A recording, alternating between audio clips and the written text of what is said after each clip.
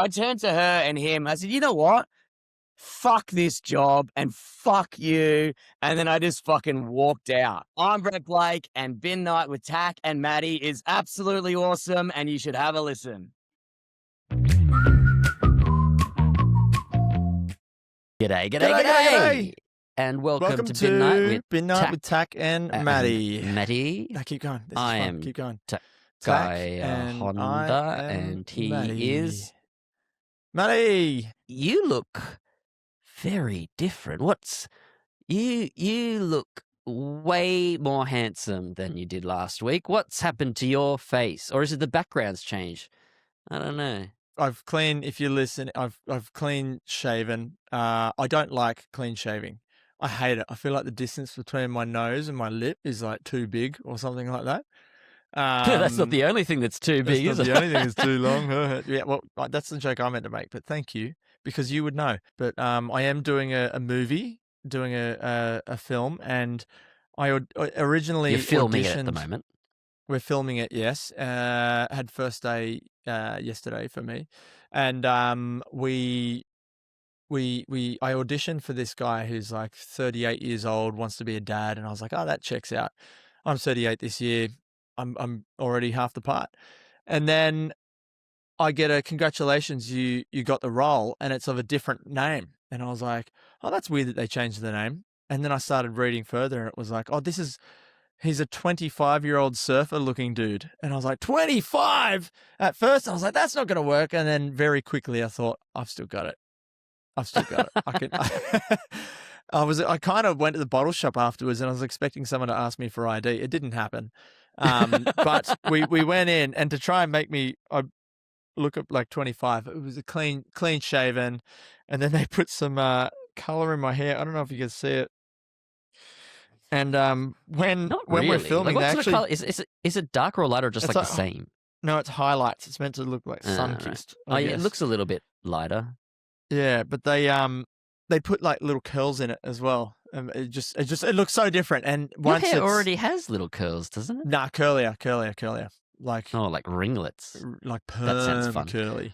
But anyway, they did the curl thing, and it's great because I look, and the clothes that they put you on, all of a sudden I look in the mirror and I go, that looks like someone who's got a spring in his step.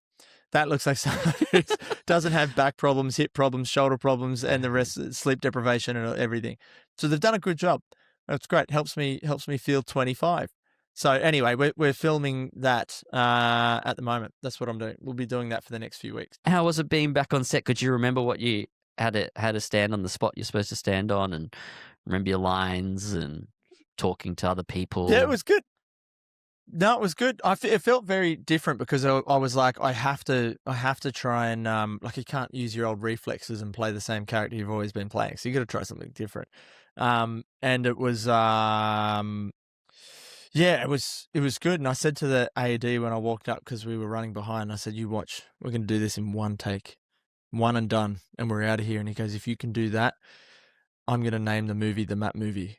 They'd been working all week, and no one had any idea if I was going to sit there and forget my lines or whatever. So I had to prove myself, and we got there. 15 minutes, the scene was done. One take, shoot from the hip. So the movie's going to be called the Matt movie. The movie will be called the Matt movie. No, we've got a lot of stuff next week, which is into the nitty gritty. This was just a little scene, but I'll see if I've got any acting chops left. Yeah. Was it fun being back on set? Were you enjoying it? So good in the element.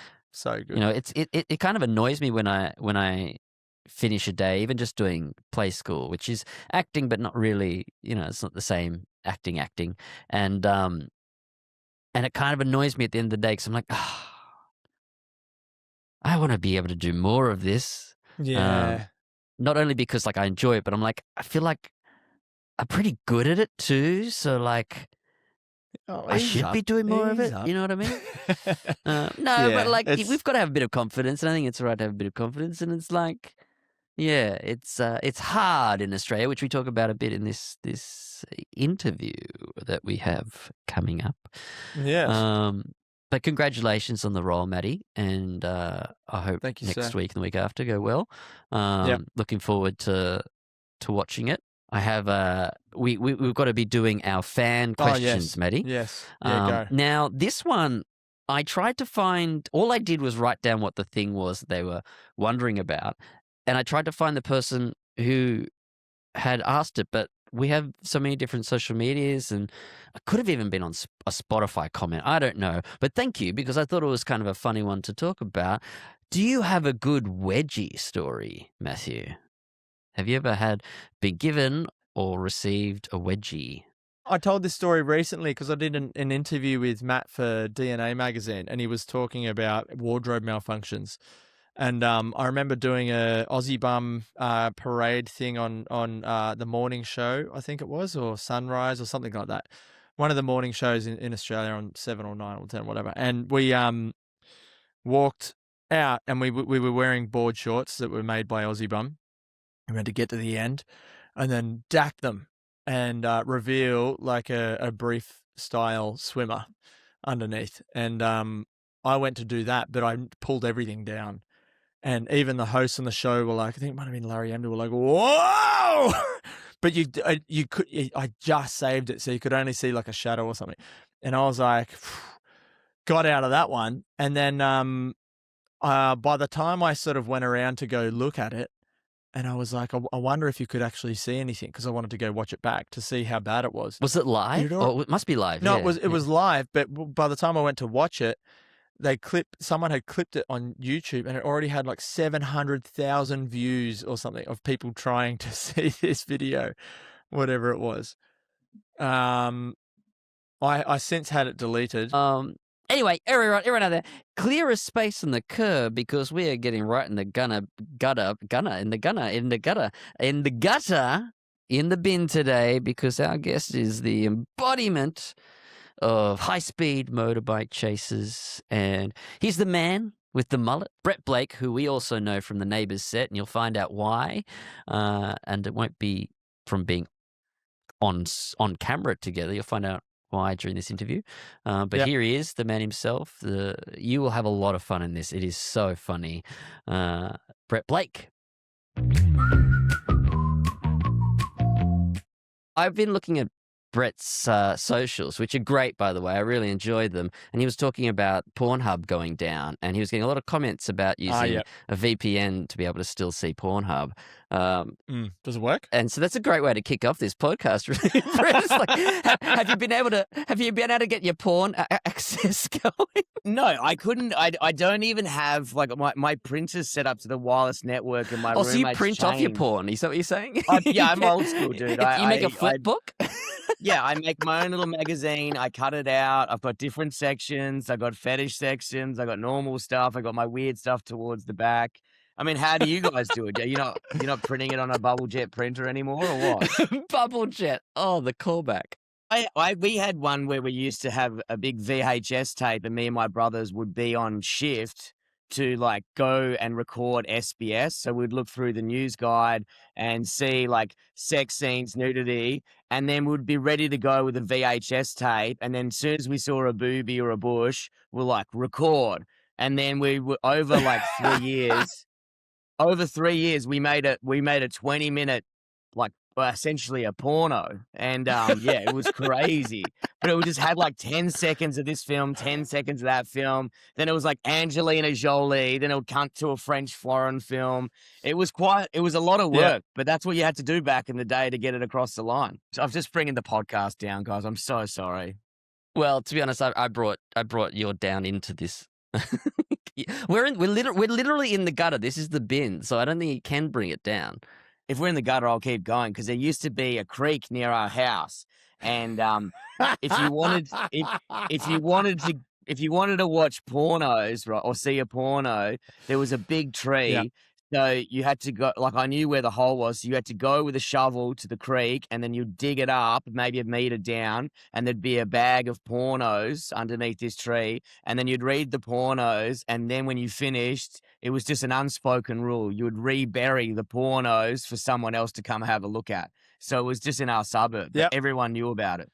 Community, you don't have that anymore. These kids don't know what they're missing out on. They're on their iPads. They're on their iPhones. There's no sense of community there whatsoever. You know what the biggest push for internet speeds was? It was gaming and porn. Was it? Is that right? Yeah, because people wanted to be able to watch more porn, and obviously gaming is gaming. So yeah, because porn industry is massive. Because obviously the internet speeds were bad, like what you were saying. I used to be like, you'd be on picture websites, like, because that's as far as you could get with my download speeds, because it was dial up. So it would take maybe like 20 minutes for one picture to download. And then I wasn't joking when I said I used to print them off.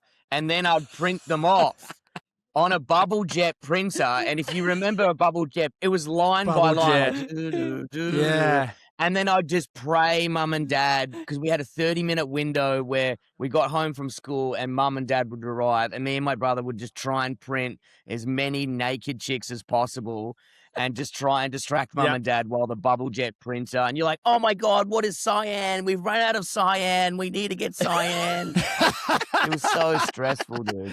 Cyan is crucial. It actually really is crucial in skin tones. So I learnt that. Yeah, because you had to check out some girls without their cyan sepia tone in their skin. And I was like, it felt like you were working it to aliens or something.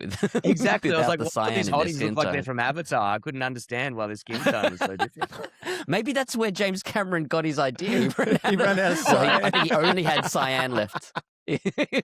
James Cameron's printing off pornos on a bubble jet, and he's like, you know what? This gives me an idea. Brady, what has Ramsay Street and being arrested got in common for you? Why are they both familiar to me? Well, I worked on Ramsay Street with you guys. That's how we all know each other, which is crazy, because I do stand up. Yeah, you did. But I also am a lighting technician, and that's where I met both of you guys on beautiful Ramsay Street, which I love. I love how there was a security. Was anyone else obsessed that there was a security guard at Ramsay Street 24 hours a day? Was anyone else not obsessed with that? Yeah. I said to the security guard once, I was like, dude, do you have to, like, can you just go to sleep? He's like, no, it's really annoying. Every 15 minutes, I've got to go, and he's got like a device that he has to touch onto a power pole. There's a receiving end just so it logs on that he's actually been there. I was like, dude, you can't even have any fun anymore. Like, remember those jobs that you could just fall asleep and no one gave a shit? What are they? Freight train driver, you can fall asleep. Lighting technician. Anything behind a vehicle, you can sleep. Autopilot works, you know. All right, let's get an idea of your backstory, Brett. You grew up in WA, is that correct? Yeah. I grew up in Perth, Western Australia, a beautiful little, I always say town because it felt like a town back in the day, but it's a suburb. So it's Forestfield, which used to be quite rough back in the day. It's gone a bit better now. We've got a Dome Cafe and a KFC. So things are moving up in Forestfield. But yeah, that's where I grew up. So yeah, it was a rough place, but you know what, it was just your home. You didn't know any different. You know what I mean? You didn't know that other people weren't digging up pornos and getting arrested and getting into street fights every weekend out the front of Domino's. That's just normal to you, you know? What was causing the fights out front of Domino's? Just because you were existing there, or just boredom? Like on Friday nights, for some reason, everyone just hang out the front of Domino's, and then eventually there'd be a fight between two different groups of guys. We're like 15, 16 at the time. I don't know what it is. It's just a very fighty, rough working class suburb with not much to do. So on a Friday night, we just used to hang out the front of Domino's, and eventually there'd be a car park fight, and you'd be like, hell yeah. We had the same thing out at Penrith Macca's. I think it was every Wednesday, and it was like half car show, half UFC. And you'd have, I don't know why, but there was someone like, there was always a fight, wasn't there? I don't know why. It was, there wasn't even beef between two people. It just happened to be a fight. So you grew up in WA. You're digging up porn in your backyard. You're getting in fights outside of Domino's just for fun. You're obviously into cars too, so I'm assuming some burnouts and stuff were involved in that. Yeah. What were your dreams when you were younger? What was that leading to in your life? Forestfield, growing up there, we didn't I don't know really what my dream was. I think I wanted to be a vet. I wanted to be a vet when I was and work with animals. But every time I told a teacher, I was like, yeah, I want to be a vet, they kind of always laughed because you needed like 99.8 on the TEE or whatever that end of year exam is. And I was averaging like 30% across the board. So they were too wildly, and I was like, I'll just be a vet. That's sick. And I did for, when you go to school and they make you go like do like a placement and you at actually an environment that you want to work at. Which later got cancelled at our school, by the way. Actually, I'll tell you that yarn. So one of the kids, he went to a mechanics, like a mechanic shop, and apparently they tied him up and stripped him down or something, just like the scene from what was it? There's In-Betweeners? Yeah. It was pretty much very similar to that. So then no one could go on these out of school, what is it called when you go to the out of school? Work experience. Work experience. So yeah, because some mechanics tied him up when he was naked or something as a hazing thing. And then none of us were allowed to go on work experience again. But my work experience was at the local vet, and I was like, I didn't know anything about it. I'm like 9 years old. In year 9. I was like 9. That's an early work experience. Yeah, no, they sent us down the coal mine and at 9. You were called making Canary. iPhones, weren't you? We were making iPhones. Any Gucci wallets, that's me. Any of that stuff I can do. I've got little fingers. I'm in there sewing. But I went to work experience there, and the guy's like, "Oh, how are you with blood?" And I'm like, "Yeah, cool, whatever." Like I don't know. I've never seen like a dead body or whatever. And then I was in the operating theater, and they were desexing a cat, and they cut the cat's ball sack open. They whipped out both of his nuts, and he just like cut them both off really violently and quick, and then like flinged them off into a bin. And at some stage during that, I fainted. And I was like, maybe being a vet's not for me, He didn't even like, it was nothing, just cutting off an animal's testicles. And maybe because it was testicles, I was like, I felt sorry for the cat. And I was like, I just felt queasy and sick. And I just remember I was like, I've got to get out of here. Maybe being a vet's not for me. I'll go work at the airport for 5 years, I reckon. What's the shortest job you've ever had? Shortest job, easy. Subway, 20 minutes tops. I worked at Subway. Not even a full shift. So the weekend before, so this was Subway in Forestfield. So the weekend before, this guy tried to fight one of my friends in a nightclub. All these stories are going to come back to violence. I'm so sorry. Anyway, so he got in a fight with my mate at Metro's Fremantle nightclub, and I was defending my friend, and me and him got in an altercation, and whatever. And then cut to a week later. I got this job at Subway because the reason why I wanted to work at Subway is because this guy who worked at Subway, he used to get all the chicks. Like, I'm talking smoke shows. Like, everyone was like, "Oh my God, what about Matty from Subway?" And all the chicks. He's got a foot long for you. Dude, he ain't got a 6-inch, that's for sure. He's doing the full 12. And I thought Subway meant chicks liked guys who worked at Subway. But really that guy Matt was just hot as fuck, right? So it had nothing to do with Subway at all. But my first shift, 20 minutes in, and it was my first time doing a sandwich. And the guy who I got in a fight with the weekend before, he was my first customer. And he clocks that I'm there. And because obviously I've won the fight, he was not obviously, but I won the fight, and he was annoyed. I'd assume. I mean, I'm actually a bad fighter. I've been knocked out heaps. And he came in, and then It's not about how you get knocked down. It's how you get back up, Brett. Remember? Oh man, I'm always getting back up, but just with brain damage. And then I was making him like a tuna melt or whatever, and then I got to the lettuce, and he's like, "Can you put the lettuce on?" I said, "Yeah." And then he goes, "More lettuce." And I was like, so I put more lettuce on. He goes, "More lettuce again." And I was like, this motherfucker's winding me up. And then I put the lettuce on. And because someone's training me, I have to be nice or whatever. And then he goes, "It's too much lettuce. Take the lettuce off." And the lady's like, "It is too much lettuce. Take it off." And I said, "You know what?" The lady agreed. Yeah. But he was making me put the lettuce on, and I turned to her and him. I said, "You know what? fuck this job and fuck you.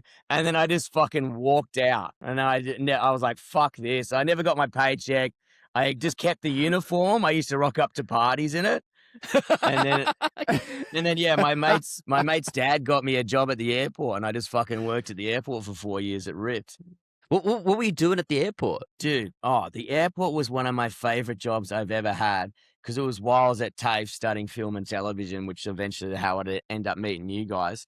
But at the airport, we'd put mail onto aeroplanes, like it was mail, but we'd also sometimes there'd be like horses, and they'd fly horses to different countries. So we'd load in these big horses. And then I didn't know this, but if you put a horse on a plane, they can kind of freak out. So there's a guy who has to be loaded with the horse onto this freight container plane. And if the horse freaks out, the guy's got a gun and just fucking blasts it. You know what I mean? Like it's a weird way to find that out. With like a tranquilizer thing? Nah, he said it was an actual gun. So I don't know how that works. Like, would the bullet ricochet and go through the plane? I don't know. But if the horse freaks out, they have to kill the horse. Was he pulling your leg? I feel like he's pulling your leg. I mean, I was 19 at the time, and I'd been punched in the head a lot. So I'd believe anything. So I was like, it probably wasn't even a horse. I don't know. Could have been a cat. It was a cat. But I love the airport because we were working on the side of the planes. The planes would land, and then I worked in this big sorting thing, and no one there cared. Like, half the people were drunk, the other half was stoned. Like, even on the job application to get there, I don't know if you've ever had a manual labor job, and like if you worked at, like, say for Toll or all these companies, they make you do like a test to see if you're a psycho or not. And one of the questions on this test, it says, what do you do if you see a gun on the conveyor belt at work? Do you A, pick it up and fire it? B, shoot a colleague? Or C, contact your supervisor, report to the correct, all those obvious ones to see if you're actually insane? But I ticked, as a joke, pick up the gun and start firing it. Because I was like, this is funny, because it's obvious you don't do that. And I ticked that. I'm like, this is funny. We'll have a laugh about it at the end. They never even spoke to me afterwards. They just gave me the job. And it was no mention of it. So maybe that is the correct answer as far as I'm aware. I'm always able to click that, no, I'm not carrying any bad things or whatever. Maybe I should just start clicking the other one. Say, yeah, I've got all the batteries, I've got all the guns, I've got all... Yeah, it turns out no one's checking at the Perth airport and no one gives a fuck. And I'm like, hell yeah, dude. But yeah, that was one of my favorite jobs just because it was so chill and you just work with your mates. Did you have to go through customs every day, like through the security? Not really, because it was domestic, and had its own like aeroplane pad. So you'd go through a security check-in, and you'd have to have your like a license to be on the side of an airfield, and you had to have that badge visible. And I suppose you did swipe in every day, so that was kind of it. But it was always just the most loose people working there. It was crazy. Everyone was high or drunk. It was sick. But this was also going back 20 years ago. People don't do that stuff too much anymore. Well, I've nearly died too many times at work. And I'm like, yeah, I can't be dying for $22 an hour. This is just not worth it, you know? It's embarrassing. At the airport gig? No, I've nearly gone out on a film job. I've nearly fucking I won't name the TV series because it will give it away, and I don't know what happened safety wise, but it was also like 12 years ago.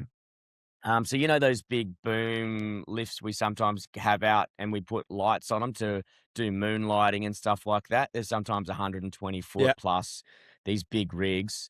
I was up there doing a moonlight for this show. And those machines are very dodgy, and we kind of take them to their maximum weight loading, and we got frames and people in there and rigging. So it does get quite heavy when we do that big stuff. and we're on some uneven ground, and there was a fault in the machine. And these machines, when they're at full stick, because you're so high up in the ground, up in the air, it's insane. They're not meant to move or drive at full stick. But my machine started driving. It started rolling, and I didn't have control of the machine. But the machine was also put up onto chocks, because you've got to level them. So it was put up onto wooden chocks. But the problem is when you put something onto wooden chocks, you've got to kind of ramp it up so it goes up high. But it drove off the front of the chocks, so it dropped, like, even though it was only maybe 1 or 2 foot, but if you 1 or 2 foot on the ground. But if I'm up 120 or 170 feet in the air, you can imagine what that feels like. So it full slung me to the side. Yeah. And the people are screaming at me, going like, "Dude, stop driving the machine." I'm like, I can't fucking drive a machine at full stick.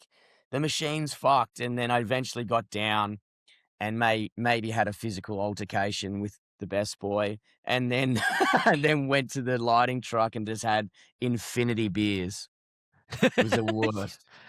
Yeah, that sounds awful. Wouldn't want to be up there when that happens at all.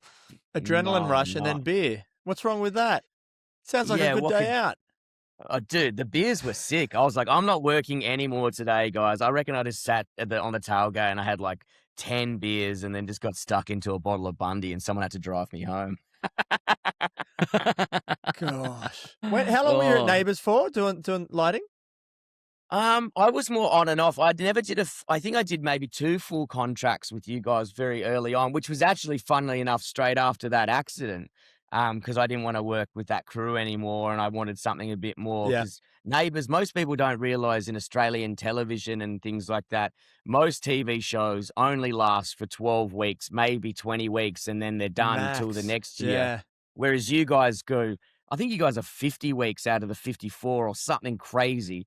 So you can essentially have a full-time job in the film industry if you work in one of those departments for Neighbours. So I did 2 contracts, which is like 2 or 3 months, and then I'd come out as a day player, just doing bits and bobs here and there. But I like going out there because it was, because on the other sets, it's your different locations every day. You're having a panic where you got to be. Whereas that one, you're like, bang, I know exactly where I need to be, and everyone's chill. Where did the drive to study the film and TV come from? And then how did that end up with the lighting side of things to then get you to Neighbours? So I was always, because I'm dyslexic, so I could never really read well or write well. So when in year 10 or 11 or whatever, every time I had to do a presentation about something, I would make a video.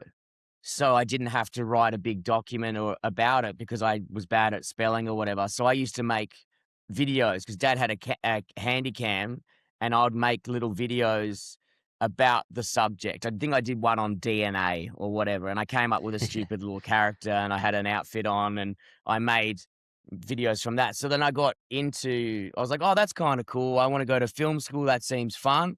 And I did 2 years at TAFE at film school. And then when I got out of film school, I went and I worked for a fishing TV show in Western Australia. I think it was called Fishing WA, or anyway, it doesn't matter what it was called. And I was their B-roll camera operator / underwater camera operator. So I worked for them for like 4 years, and that was a really cool job. That sounds like an amazing gig straight out of TAFE, like, to get. That's like people would die to do that. Dude, I got really lucky, I must admit, but it was a very homegrown operation. Like it was kind of like Channel 31. You know, remember Channel 31 back in the day? So it was but it was a good production quality. But we worked at the guy's house. He was a really good fisherman in Western Australia. He was a bit of a crazy dude. He's had the wildest stories and stuff. Overall, he's a pretty good bloke. And I worked for him, and we just go out on different fishing trawlers and stuff like that and film fishermen doing their stuff and lures and whatever. And because I was the youngest bloke there, they were like, hey, we need to start getting underwater footage. People are loving that. And I was like, oh, cool, I'll get my dive ticket. And my granddad was a diver and all that stuff. So I became their underwater camera guy, which was friggin' scary because underwater camera guy sounds nice. But in reality, because it's a fishing TV show. So there's blood in the water and there's a lot of sharks. Hence why I've been bitten once and had 3 shark scares in my life, and they're fucking awful. You've been bitten by a shark? Oh, Tack. I have been working like a dog this week. My skin is just so dry. It's outrageous. What's going on with you? You're in Melbourne. How come your skin's glowing? Well, I've got a secret. It's magic. It's Egyptian magic. You can use it on your face, your body, even as a hair treatment. And where did you get this stuff from, this magic potion? From our pals and sponsors at beautyboat.com. They sent you some as well, and for a limited time, our Bin Night audience gets 25% off Egyptian magic and their entire order by using the code BIN25. Egyptian magic, huh? Oh. Oh. Wait a second. Did you say I can use this anywhere? Well, yeah, but don't get weird. You can use Egyptian magic as a face moisturizer, an eye cream, scar treatment, hair mask, baby cream, shaving balm, and anything else you might think of. It's got beeswax, honey, bee pollen, royal jelly, propolis. I'm going to stock up. So what do we do? Beautyboat.com. I put everything, add all into cart. Yes, that's going straight into my basket. And the code is BIN25. That's spelled BIN25. You get 25% off your whole order. You guys can browse the website as there are so many incredible products, including the signature discovery boxes. Ooh la la. Thank you, beautyboat.com. Thank you, beautyboat.com. Beautyboat is our official beauty partner here at Bin Night with Tack and Matty. Hey, Tack, is there such a thing as OnlyHands? What?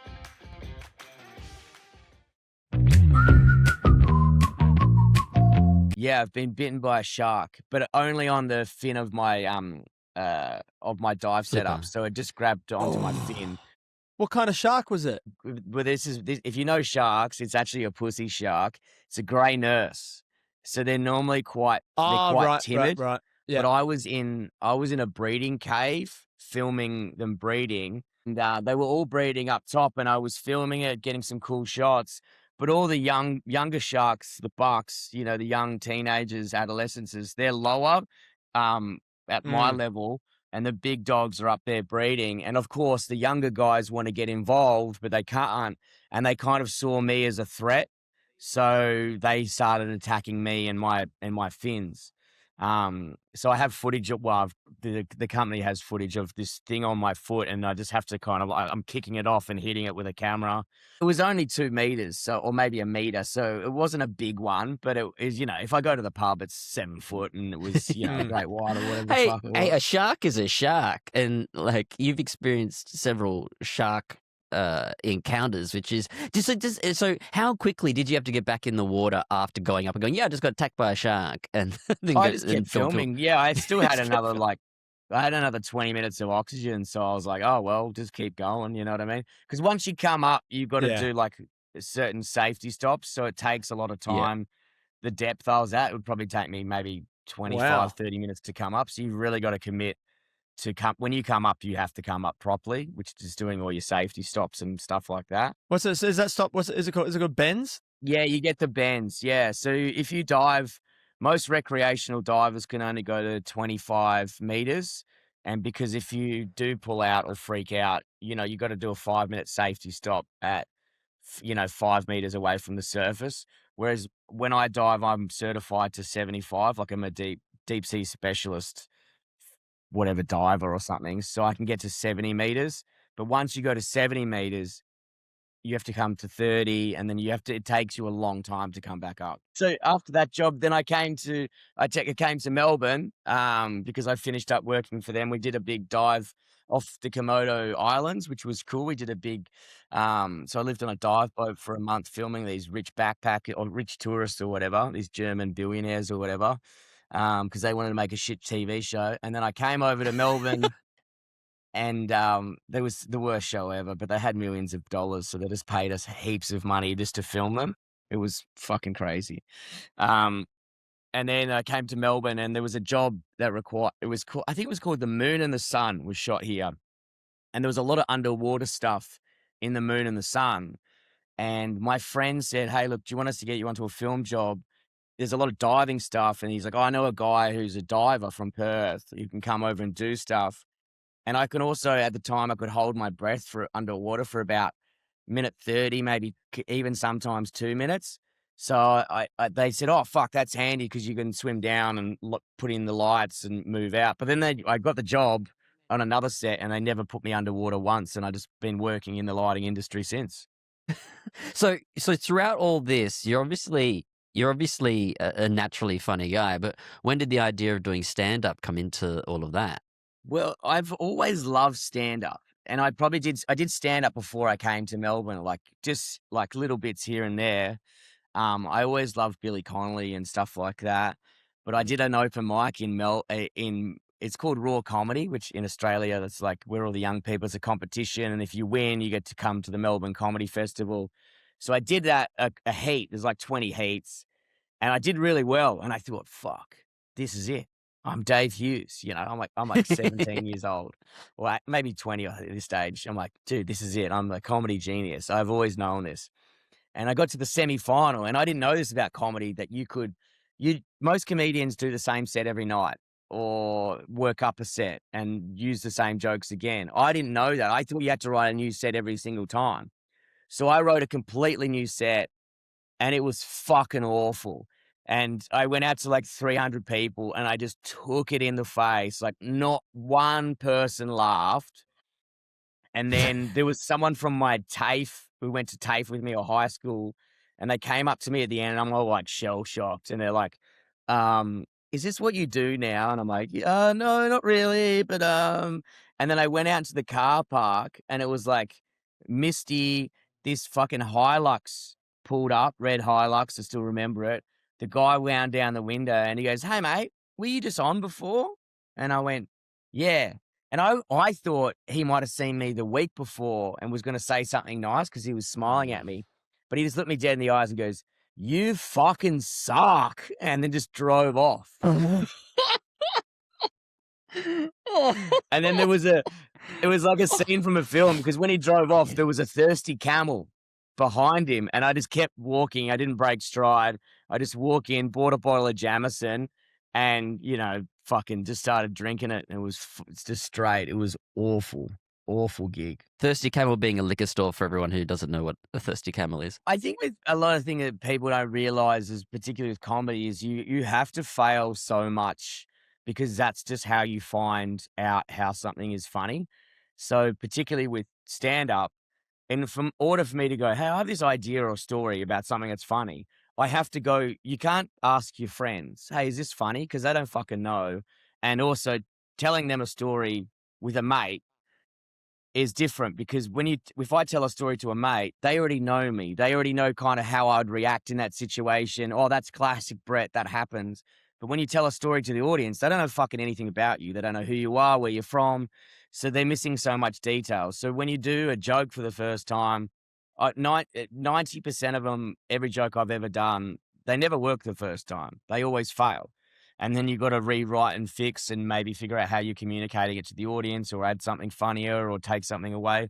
So you're constantly failing on stage all the time. Did you learn the process of doing that just by doing it, or did you get mentored at some stage? Like, how did you develop your process to work out the joke in that way?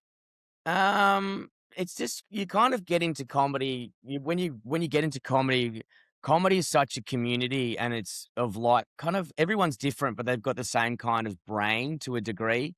So when you're backstage and you're talking to everyone, "Oh, that joke didn't work. Get rid of that tag, or switch the story around." So we're kind of always talking like that backstage. And then once you see it enough and understand it, and what it takes, they always say comedy, there's that 10,000 hours to become good at anything. It's true. With comedy, it takes 10 years of being shit before you get kind of good at it. And some people have been doing it 15 and it's still fucking shit. but it just takes Name names a right long now. time. Oh, dude, you wouldn't know any of them for good reason maybe because they suck. maybe that the guy in the red Hilux was doing you a service then. Yeah, He's he your was trying to mentor. help out. He was Yeah, he that's gave me right. motivation, so I can't hate the guy. But yeah, it's a weird job because it's like just trial and error. And then also you have no control. I'm pretty sure you saw me one time on a Virgin cruise ship, didn't you? Yes, yeah. Me and April. Yeah, saw and you you. saw a show that I had no control over that night. Do you remember that show? Did you have no control over it? Maybe to you it seemed much more that way, but because there was 2 shows I did on this Virgin boat, and I think you came to maybe the second one. well, the second one, yeah. The first one was maybe like 500 people, and a lot of them were firefighters or whatever. And I didn't do one bit of material. It was just crowd work, and because they were yelling at me the whole time. And I reckon I got through one joke, and normally I do about 30 stories. So there's so many variables that you can't control in stand-up comedy, and they just happen, and you just got to roll with it. What was the turning point for you then for the comedy? Because it seems like I didn't know about the comedy stuff until we were on that Virgin cruise. And Virgin, the company, it's not a cruise for virgins, just to make that clear. And but you came up to. You felt like you needed to say that, didn't you? But you came up to me in April. I can't remember whether it was before you did the show or afterwards, and just said, "Hey guys, I don't know if you remember me from the Neighbours set, but I'm doing a show, or it's good to see you guys," and blah blah blah. But I didn't know up until that point that you're doing it, and then I was like, "Oh, sick!" And then I think I started following you or something, and there seems to be like the last year or two, you've just sort of blown up, and you've stepped up to a certain echelon of comedian in Australia where you're becoming much more visible. What was the turning point for you that transition there for you? I wouldn't say there was like a specific turning point because it's it's just been a long road. Like with comedy, and I say this to young comedians as well. Comedy isn't a sprint. It doesn't happen overnight. It's not like, acting. Obviously there's a lot of work in acting, but sometimes there can be an it person, and that it person could be 12 years old or whatever. In comedy, it has never happened that someone's a comedy genius in year 1 of doing it. The quickest person to ever get from starting comedy to becoming really good and well known was Ronnie Chang, who's over in America at the moment. And he had the quickest career, and that was still 6 years of working in shit clubs. And that's the quickest turnover anyone's ever heard of. Wow. So for me, it was just like everything. I just got to get to work, and bit by bit by bit by bit by bit. And then you get one little opportunity, and and also, you don't want things too early in comedy as well, because some comedians get maybe 2 or 3 years in, they get these big opportunities, and they don't have the skill set to pull it off. So I got everything quite late, which sucks at the time, but in hindsight, I'm quite grateful because I have 10 years of material behind me. I have 10 years of experience. So when I got these opportunities, I kind of felt confident in what I was doing, and I wasn't faking it till I make it. Like I had the ability to do the job, and it was nice. But yeah, it's just been a slow build, like anything. And I'm assuming it's very similar in acting, Absolutely. Was there a point then for you internally, confidence-wise, that you can remember going, "Oh, I know what I'm doing now"? I still don't ever feel that confident. I mean, now I know I'm pretty confident. Once I'm on the mic, I know what I'm roughly doing. But I suppose the main one, probably the biggest moment of my career that I was like, fuck, I think we're on here, was being on the Melbourne International Comedy Festival Gala about 5 years ago, or 4 years, maybe it was 5. And because I've been watching that show for years on the TV, like I'm assuming you guys all did the same. Yeah. Like we'd put it on Channel 10, and you're like, whoa, it's Fiona O'Loughlin. Oh my God, Dave Hughes, Will Anderson, Judith Lucy, you'd go crazy. And the first time I got asked to do that, which is quite an honor, because there is literally hundreds of comedians who could probably do that, but you kind of have to be picked to do it, and they have to like something about you. And so getting that moment was fucking huge for me. I don't remember being up there. It went well because I saw the recording. I don't remember doing it, but I remember walking out of the Palais Theatre, going behind a bin and just crying. And I was like, I've just completed my lifelong goal, because that's what my number one goal was. And I've had to change my goal since, but that was my ultimate goal as a comedian, was to do the Melbourne International Comedy Festival Gala. And it was very emotional for me. I was like, fuck, I should have wrote down more goals. I should have wrote down be a billionaire or something, you know? Well, I know why they picked you. I reckon at that time, mullets had become more of a thing. And so they're like, we need a comedian with a mullet. And then they saw you. They needed someone who looked like a low breed. They're like, oh, we've got too many posh people on this fucking lineup. We need to bring it down a little. Yeah. They needed a relatable working class man, as opposed to all these fucking theatre dorks running around, you know? I imagine, like, when you're doing comedy, right, you've obviously got to read the crowd, as you were saying before. But in a situation like that, like you're living out your dream, does that sort of go numb? Does everything in the room go numb? Or you can't really, is it harder to get that read from the crowd because it is such a big deal? It is harder, but the most important thing with comedy is to be present. And because your pace and timing, it's very much has to be in sync with the audience. It's a to and fro relationship. The audience is so important. And I'd never done a gig that big, as in capacity. I think it's like 2,000 people. And also there's fucking TV, I'm not in front of a camera like you guys. It's scary. I mean, now I've done a bit of stuff, but at the time, and the big camera swings in front of you, and when something's swinging in front of you, you want to stare at it, but you can't stare at the camera, otherwise you get fucking yelled at. Yeah.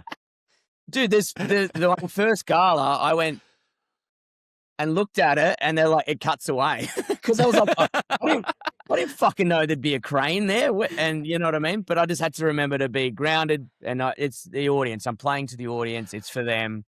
And yeah, it was great fun. It was incredible. And then the other night, was it 2 nights ago, I got to host the Melbourne International Comedy Festival All-Star Gala. So I've come full circle to being stoked to being on it. And then last night or 2 nights ago, I got to host it, which was it was hard work, but it was one of the most incredible experiences. Yeah. So am I right in saying you're currently touring a Little Turd? Yeah. So my latest show went really well. So I'm taking it around again to smaller towns this year, because it's got an important message about youth crime and giving kids second chances, because the show's about how I nearly went to jail when I was 17 for throwing a brick at a cop. So it's got a nice message, and it's a show I wrote for my mum. How do you go about balancing the comedy versus the important messages? And obviously this show's done really well, so you're doing it successfully. How do you do that? It's a good question, but it's a really hard line, and it comes down to fucking failing again. So this show, when I started it, like the story's like essentially the story's fucked. So I at 17, there was a party, it got out of control, the riot police were called, a police officer hit a female friend with a shield, I threw a brick at that cop, got arrested, nearly went to jail. Come see the show how I get out of it. But that is the story, and that is not fucking funny. So throwing a brick at a cop's not funny. So you got to try and find elements. And, the whole thing is about, I get second chances, and kids need second chances. They don't end up sending me to jail and stuff like that. So then I've got to try and, then my job as the comedian is to try and figure out what is funny in that story. How do I make this story funny? And it's hard. It's fucking really hard. And it comes down to a lot of, the first time I ever did the show was in Cairns. And I had a solo show. I had 50 people. I said, hey guys, I can do an hour of comedy. And we all have a great time. Or I can do a fuck story for an hour, and I don't know if this is going to be good or bad. And people were like, do the fuck story. And I was like, okay. And then I just had to find it on stage. I'd start doing it, and then it would be shit. And then I'd go, fuck, how do I make that funny? Where's this bit? This is too much silence. I'll add a punchline here or a story there. And it just took 6 to 7 months on stage to figure it out. Just took a lot of time. And then we eventually got there, and it's now it's kind of it's a really funny story, but it's also got a serious message. But you got to try and remember, how it's kind of hard. It's a hard way of doing a story because you got to think so far out of the box of the situation to be what is funny about that. Have you had any more red Hiluxes pull up in the car park to give you a message, but maybe a different one this time? How's the audience response been? Well, the audience response has been really great. Because it's quite an emotional story as well. So I've had a lot of, mums with kids with ADD coming up to me and chatting to me.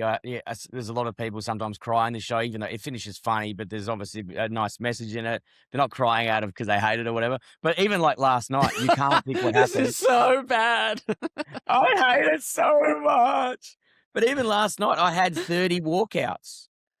So you can't ever control what happens. So what happened last night was there was a school rocked up. They heard there was a message about, youth crime and stuff like that, a show with a nice message. So it was a group of 30 kids from like a school, which I believe might be a bit of a rougher school for kids with a few problems or whatever. That was a vibe I got because they messaged us a couple of months ago asking for a discount for all the students because they're bringing 20 kids or whatever. And then 10 minutes into the show, the vice principal decided that, because, I do swear, but I haven't said anything fucked yet, that the show was inappropriate for kids. And then she made every single kid stand up. This is during a show last night, which I'm still trying to process.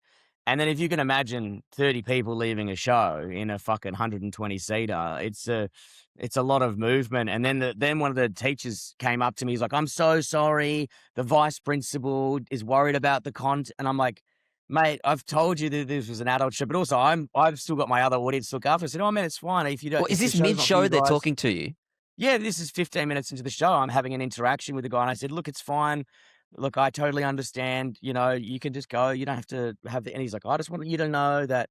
And I ended up having to talk to him for like 10 minutes. I'm like, "Dude, I'm fucking doing a show. Can you fuck off?" You know what I mean? Like, yeah. I'm like, and I've got to keep the audience entertained, and then I've also got to deal with this person over here because if they get upset, then the whole show's fucked. And I'm like, "Hey guys, it says what it is on the can. It's a show about how I threw a brick at a cop. I can't fucking help you. All these stories are true.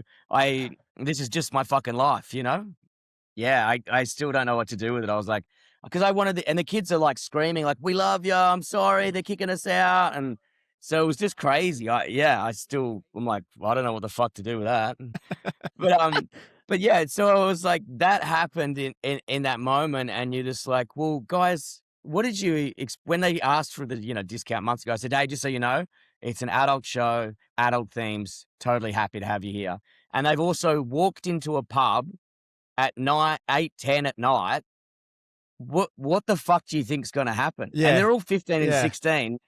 They know what swear words are. So it's the vice principal just getting offended on behalf of the troubled kids who have probably seen and heard a lot worse shit.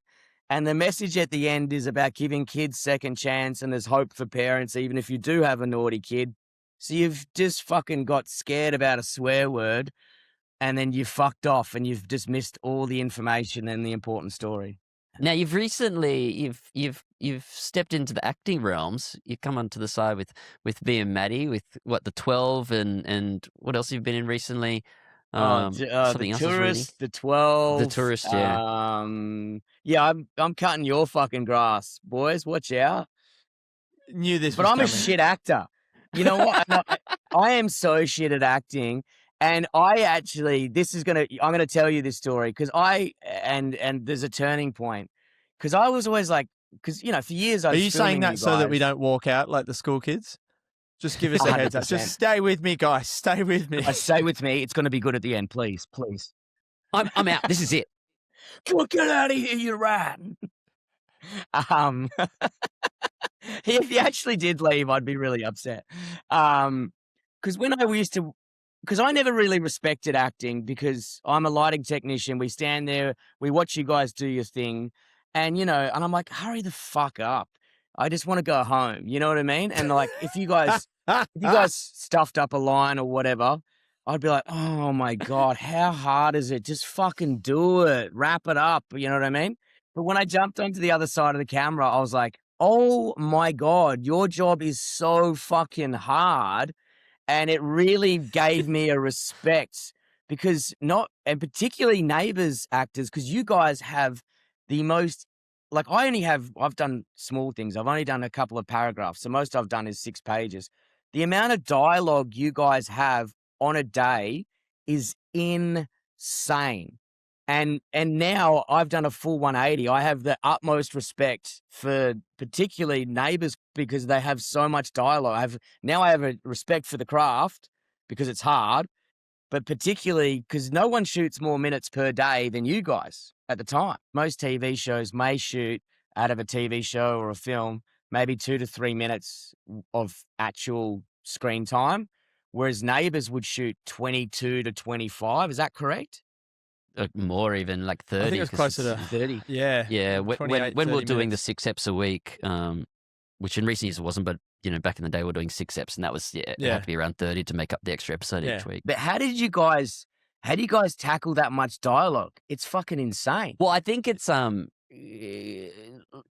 at it at the start, it's the only way you can really kind of break it down because after a couple of years, you kind of just your brain just kind of catches on to what you're doing. But like at the start, it's just a huge amount of work, honestly. And I think like you're saying, like you can feel the crew as well. The ones if you drop a line, you're like, man, like can't you just do your thing or whatever? It's honestly a huge amount of work to learn that amount of lines. At the very start for me, I was on the Sunday, I'd learn my whole week's worth and then every night be refreshing it. And that got down to basically just the night before for me and like just reading the scripts ahead and then just learning the night before. But sometimes, but then you'd have a case where like, I remember turned up on set and I was supposed to have one scene. It was one line, super easy day. I was like, this is going to be a good day. And then someone's called in sick. And then I've suddenly got 4 scenes. The first 2 are phone calls. So I'm talking to the first AD. I'm not even talking to another actor. So it's essentially a monologue. And then the other 2 scenes are dialogue heavy. And I'm in the makeup chair at that time. So I get the scenes that I haven't learnt yet. I'm walking on set, learning them. And then in the read through, because when you get on set, for everyone at home who's listening or watching, you get on set, you do a read through, which is the actors just saying the lines. Then you do a blocking, so where you're moving to the scene. And then you may do a camera rehearsal, so the cameras get to see what that is. And then you go. So you have like three runs of it to learn the entire scene of whatever it is. And we had to just be able to do that because the show demanded it. So going about doing it, it's just hard work. And then that hard work being able to give you the confidence that you will remember the line. Because as soon as you start thinking, what's my line? You're kind of done. Gone. The primary thing that I like to do is just understand the story, understand what's happening, and then all of a sudden the words just like the clues are in front of you. All you have to do is listen to the other person. You go, oh yeah, the story goes like this, and the words are. I mean, we were lucky that we weren't on a feature film they took 10 years writing it because you have to be absolutely word perfect. But for us, we had to be story perfect, I guess you could say. And Matt's making it sound like we were just improvising the lines. We weren't. We're talking about like a word here or there that might be slightly different, or a phrasing that might be slightly different. Yeah. But it's I think that's it. Is like as soon as a story doesn't make sense to you, you're gonna be in trouble. You're gonna have a bad time. But in saying that, like Brady, you're doing like particularly comedy acting, right? Well, no, 12 is no. The 12 I was playing. I get typecasted. I was playing a guy who was broke into a house and was accused of murder. But that one stressed me the fuck out because it was 6 pages of dialogue, which is fucking nothing for you guys. But like it was to and fro, and a lot of it was call and response. Like, no, I didn't fucking do that. Fuck off or whatever. But when the guy opposite you is fucking. You guys have experienced this shit before. I haven't. I've seen famous actors, but I'm not engaging with them because I'm a lighting guy. But it was fucking, I'm having an argument with Sam fucking Neill from Jurassic Park. And you're like, what the fuck is going on? What am I doing here? You know what I mean? I'm like, why? What has happened in this world that I, the guy who used to dig up porn from the creek, is talking to this guy. And the other scary thing for me is because I'm dyslexic, it's very hard for me to read. They go, don't worry. They always do this to me. Don't worry, there'll be an auto cue or oh, here it is, have a quick read. And I'm like, that's pointless. I've been trying to have a quick read for about 38 years and it hasn't worked. So why would it start working now? So what did you do? How did you? What's your process to work around your severe dyslexia? I just have to have big font, and what I do is I get there's an app, and I'll get my mate to read the other lines, and I will voice message the lines, or so then I'm training or rehearsing with the person in my ear, and it's all timed out with beats. So he says this, and I go, oh yeah, then it's my time to say that. So I'm all in my head, walking around, doing it all the time, or driving in the car, having the dialogue, as opposed to reading. After I did some stuff in front of the camera, the next time I was lighting on a job, it made me have so much more respect and timing for actors. Whereas normally I'd be like, I was holding a light for this guy on an ad, and I'd be like, oh, hurry the fuck up. And I'm like, mate, he goes, oh, sorry, mate, because it was quite a heavy light. I was like, dude, I've jumped in front of camera recently. I know how fucking hard it is. I'll hold this light for as long as you need it, brother. I've got your back. Just do your thing. And then he was like, oh, cool. Because it was a walk and talk, one of those one take ones. Yeah.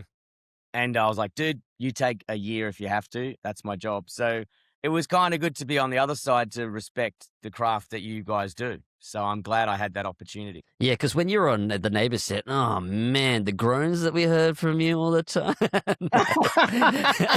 You wouldn't know any groans from me. Oh, I forgot my lines. I love Neighbours because the takes are so long because you guys have got so much dialogue.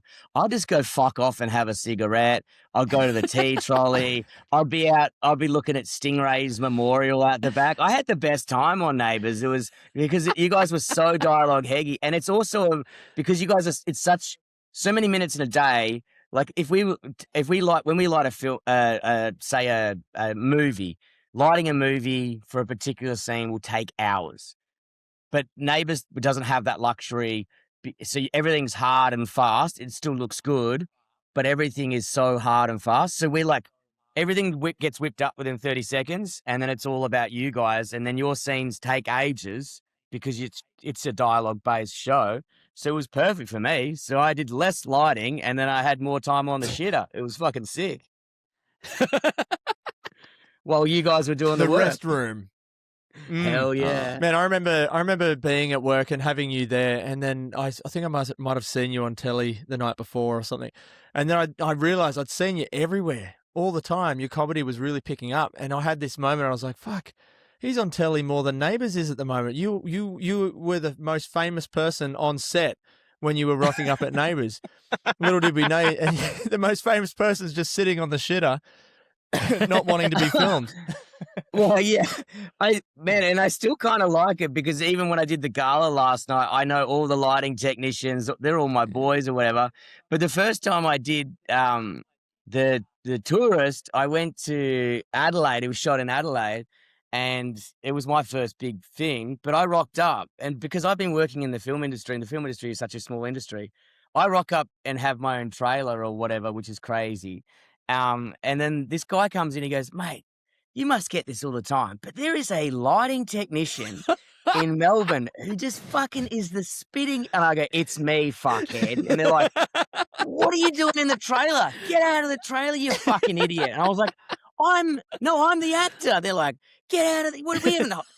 I've had it before in a commercial where the gaffer has yelled at me, and I was doing a Maxi Bon ad, and he goes, what the fuck are you doing here? I didn't fucking hire you. And I said, mate, I'm in front of the camera today, so you can't tell me to do fuck all. So fuck you. But also it's a reflection on how bad my bank account is because I still have to do normal work. Hey, look, no, that's just the reality of the Australian industry. I think it's true. It's all creative industries. You guys know it as well. Like when the money comes in, it comes in, but there's big gaps between jobs. Yeah, and the paycheck may be big, but then also you got to remember, hey, I haven't worked in 6 months. You know what I mean?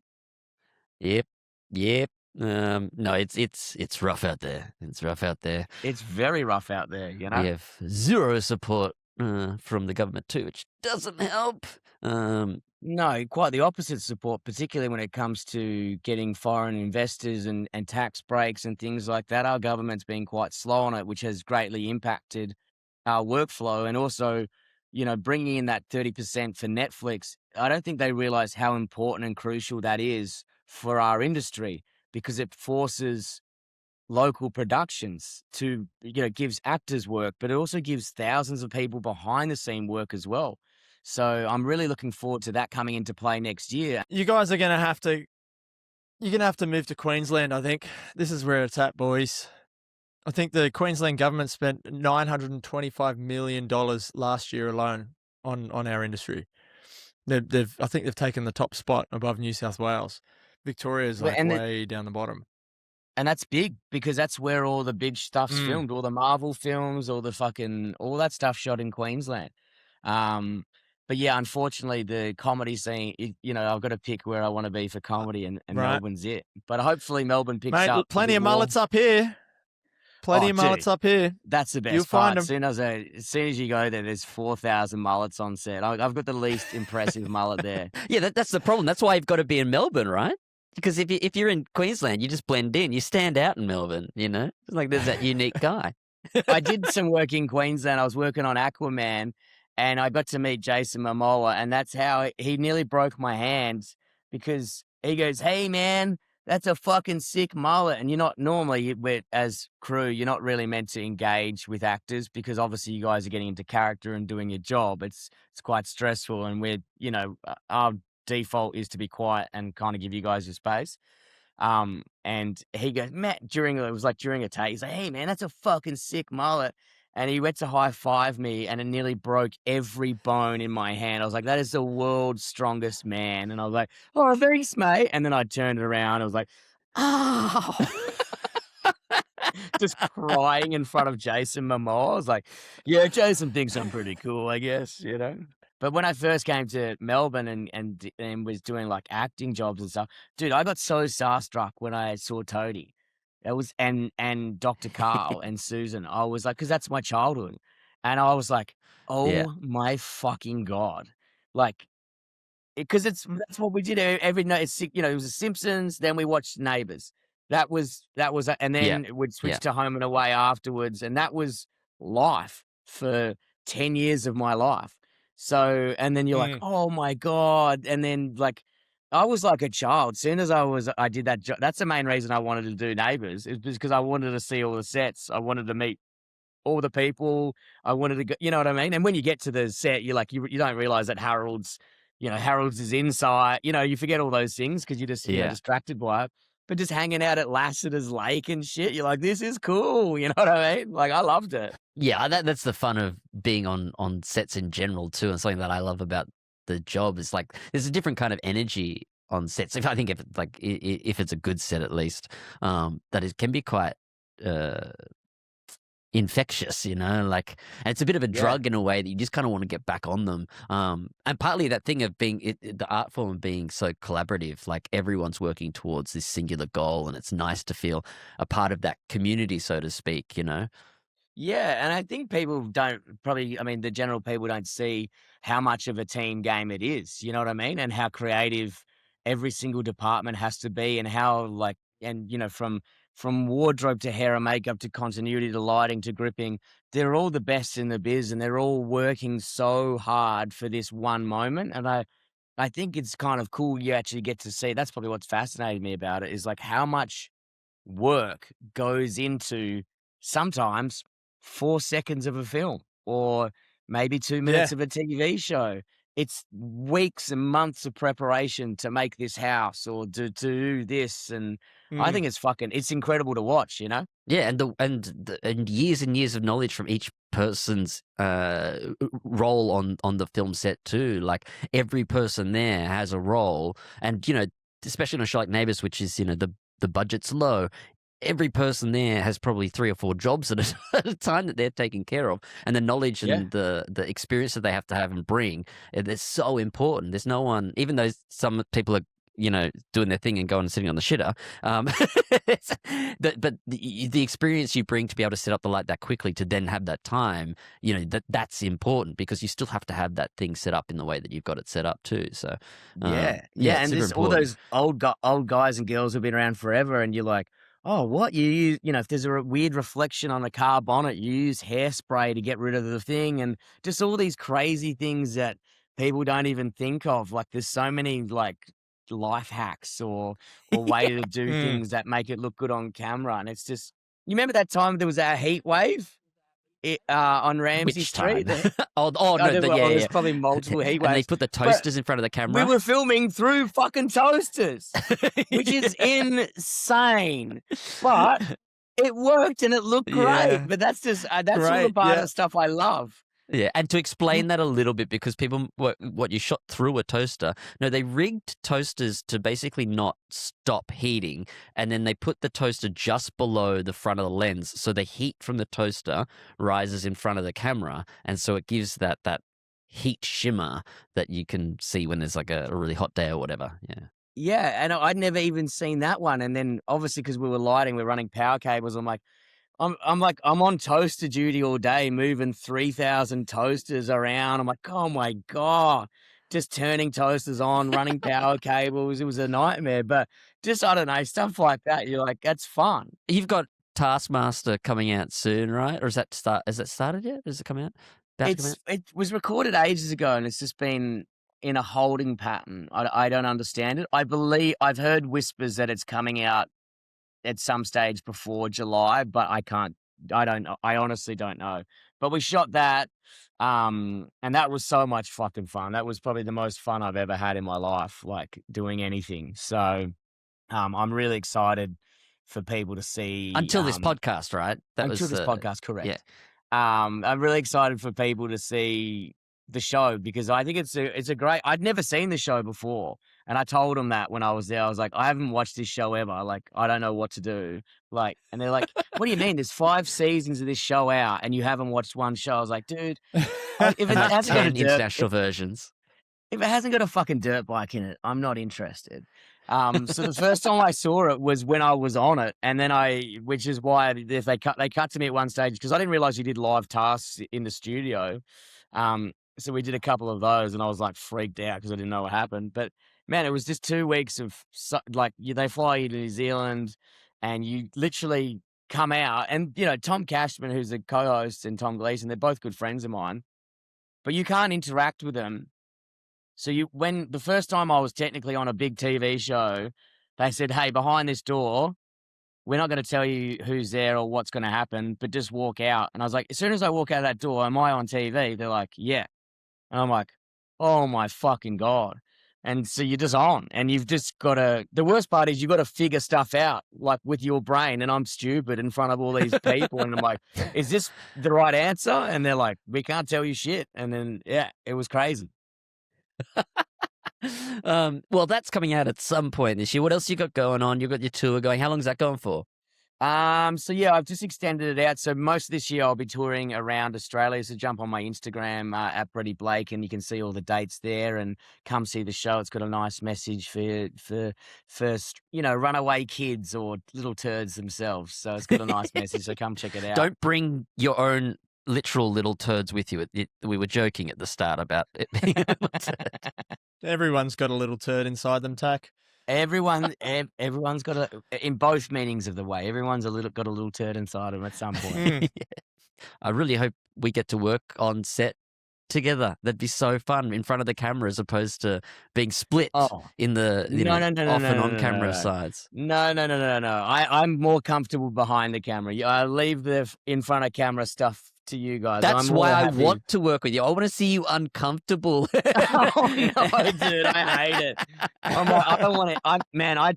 People are like, Brett must be a diva. He rejects all these scripts. I'm like, I just don't want to do it.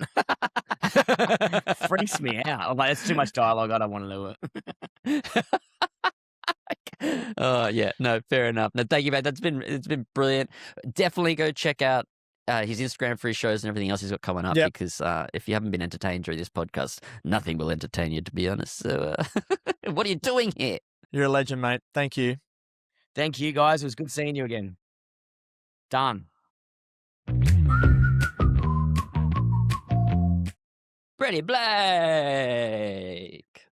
That was highly, highly entertaining. And that wasn't even like his scripted show, so I can imagine checking out his stand-up routine that's going around at the moment. Little Turd would be phenomenal. I know he kept saying that he's had many concussions and that he wasn't very bright and everything, but you can't tell me that guy isn't bright. He hasn't got a high IQ. Most comedians are sort of way higher than everyone else on the IQ scale. Well, yeah, I remember because April was on the cruise as well with her now husband. And after we saw his show, because I think he came up to us before and said, "Oh, you should come check out my show," and whatever. And so we went and watched it. And afterwards, because we didn't know what to expect, and it sounds bad, but in the nicest way possible, like, wow, that was actually really good. Like, we really enjoyed it. So it is like definitely, if you're in Australia, or if you ever tours to the UK, definitely check him out. He's as I think this podcast points out, I do that a lot where I say like A, B, C. I'm just noticing in how I talk. But anyway, A, he's a really good guy, but B, the comedy's great. So definitely check it out. And if you've liked this episode, I've got a request, and it's not to like, subscribe, etc. But can you text it to a friend who you think would also enjoy it? Because me and Matty always text each other going, "Hey, did you check this out or watch this?" Tack, I saw something the other day that was like, this is the science of why you get caught in an echo chamber and we only see negative news, and it's because people are far more likely to engage with something that's negative because they feel like they've got something to say or they need to speak up. So how about we just get some bad negative comments in here? How about we start a little war in the comment section just to boost the algorithm? That sounds good. I think Neighbours should have ended. Yeah, Disagree with me? Deserves it, doesn't it? Yeah. What a horrible show. Yeah. Oh, the acting was terrible. Can you hear that? Can you hear that? Drop one. I mean, can you hear that? Because I mean, hopefully this week Tom remembers to put the sound effect in. Because last week Matty was saying, "Can you hear that?" and there was nothing to hear. But I think someone's in my bins, Matty. I think someone's in my bins. Who's that? Oh, Peeping Tom. What have you got for us this week, Peeping Tom? Okay, so I have a dilemma. I used my boyfriend's laptop and accidentally found porn. That's perfect for this episode. Nothing illegal, nothing dodgy, just a lot of it. We're happy, no cheating vibes, everything's good, but now I'm like, is this normal? I can't decide if this is just what guys do, or if I should be like, hello, I'm right here. It's not affecting our relationship, that I know of, but I also can't unsee it. So my dilemma, is it fine and I'm overthinking it, or is this something I should bring up? Help. Well, do you want to go first, Matty, or do you want me to go first? Well, it depends what type of porn it is, right? Like, is it someone who's the complete polar opposite of you? Is that's a problem? I don't know. I don't know if that is a problem. Because I think, but well, it's interesting. Well, because I say that I don't think that's as much a problem because, I would potentially argue that it could be worse if it was people that were really similar to them, because then they're potentially like not getting enough from you. Whereas if it's completely opposite, it's like, they're just curious about other things. And so, but I feel like when I may look at naughty images, I'm not really thinking so much about trying to find someone that looks a particular way a lot of the time. But that's beside the point. Whether this is a fine, I'm digging myself a hole here. I'm trying to dig myself out of. Keep going. This is great. Just let him dig. Look, I have a friend who's, and I'm not like I have a friend. I'm talking about me. I actually have a friend whose partner would download a lot and like has it sorted in folders and stuff. And she asked me kind of the same question of like, what is this like? And I was kind of shocked that anyone's still downloading and watching things as opposed to just streaming things and then they're gone kind of thing. I think it only becomes a problem if it does actually become something that impacts everyday life. Whereas I feel like this isn't doing that because you've only noticed it because you just happened to find it on his laptop. And if you've still got a normal sex life and your relationship seems fine, then I feel like then it's okay. I feel like you should also be comfortable with bringing it up. You could even poke fun at it. And it may reveal something interesting. It may, talking of why are you making these faces, Matt? You're like, I'm just imagining them. Was it a girl who it's about her? Is it a girl about her male partner? Is that anonymous? Right? Doesn't actually say, to be honest. Doesn't right. say. So it could be either. I'm just imagining them just approach it. It's just so awkward. How do you do that? You just go. Well, it depends on your relationship, right? Oh, if I found something funny on, and I think finding a bunch of porn on someone's laptop or whatever is kind of funny. So you could be like, wow, you have a lot of porn on your laptop. And then just see what they do. But I mean, it depends on what style of relationship you have. You might not have a relationship that could say something like that. But I think I could. If Amy had a whole lot of porn on her, on her laptop, I'd probably make fun of it, as she would to me, I think. And I am a person who doesn't think that someone who's watching porn or whatever, or even just masturbating on their own, that there's anything wrong with that. In as long as the porn is legal. Are you enjoying this, Tom?